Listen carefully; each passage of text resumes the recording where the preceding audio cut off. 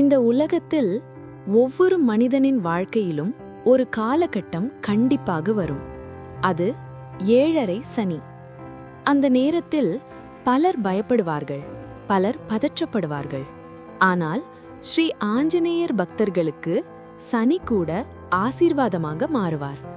இந்த உண்மையை சொல்லும் ஒரு பிரபலமான புராண கதைதான் சனி பகவான் ஸ்ரீ ஆஞ்சநேயர் கதை. ஒரு நாள் காலசக்கரம் சுழன்று ஸ்ரீ ஆஞ்சநேயருக்கு 7:30 சனி தொடங்க வேண்டிய நேரம் வந்தது. அந்த நேரத்தை உணர்ந்த சனி பகவான் தனக்குள் நினைத்தார், நான் கடமை தவிர்க்க முடியாது, ஸ்ரீ ஆஞ்சநேயரை நேரில் சந்திக்க வேண்டும். அவ்வாறு நினைத்தபடி சனி பகவான் ஆஞ்சநேயரை தேடி புறப்பட்டார். அங்கே ஒரு அமைதியான காடு. அந்த காட்டின் நடுவில் ஸ்ரீ ஆஞ்சநேயர் மிகவும் அமைதியாக தியானத்தில் இருந்தார். முகத்தில் சிரிப்பு, உள்ளத்தில் பக்தி, சுற்றிலும் தெய்வீக ஒளி. அப்போதுதான் சனி பகவான் அங்கு வந்து சேர்ந்தார். சனி பகவான் சொன்னார், ஹனுமானே, உன் 7:30 சனி தொடங்கிவிட்டது. எனவே நான் உன் தலையில் அமர வேண்டும். அதை கேட்ட ஸ்ரீ ஹனுமான் ஒரு நொடியும் கலங்கவில்லை. மாறாக மிகவும் சிரித்தபடி சொன்னார், சரி சனி பகவானே, என் தலையிலேயே உட்காருங்கள். சனி பகவானும் அதற்கு சம்மதித்து ஸ்ரீ ஆஞ்சநேயரின் தலையில் அமர்ந்தார். ஆனால் ஆஞ்சநேயரின் முகத்தில் எந்த பயமும் இல்லை. அந்த நேரத்தில்தான் கதை ஒரு திருப்பம் எடுக்கும். அடுத்த கணமே ஸ்ரீ ஆஞ்சநேயர் ஒரு பெரிய கல்லை எடுத்து தன் தலையின் மேல் வைத்தார். சனி பகவான் சற்றே அசௌகரியமாக உணர்ந்தார். ஆனால் அதோடு நிறுத்தவில்லை ஹனுமான். இன்னொரு கல், பிறகு இன்னொரு கல். மெல்ல மெல்ல கற்களின் சுமை அதிகரித்தது.